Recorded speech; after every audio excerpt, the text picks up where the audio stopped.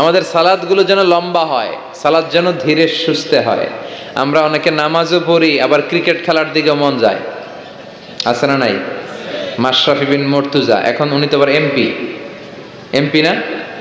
তো এমপি কি আউট হইলো না ছক্কা মারলো? টেনশন আছে না নাই? নামাজও পড়ে, টেনশনও করে, নামাজেও দাঁড়ায়, আবার সিরিয়াল শুরু হয়েছে কিনা ওই চিন্তাও করে। আর সাহাবারা যখন মরুভূমিতে নামাজে দাঁড়াতেন, মরুভূমির পাখিগুলো এসে সাহাবাদের মাথায় বসে যেত, কারণ পাখিগুলো মনে করতো এগুলো মনে হয় খেজুর গাছ। সুবহানাল্লাহ পড়বেন না? আবার বিষ্ণু বলতেন, সল্লু সলাতান মুআদ্দিয়া, মুসল্লা যখন দাঁড়াবা তুমি কল্পনা করো হতে পারে এটাই আমার জীবনের শেষ নামাজ। Perform the Salah as if this is your last and final prayer. প্রত্যেক নামাজের জন্য মুসল্লা যখন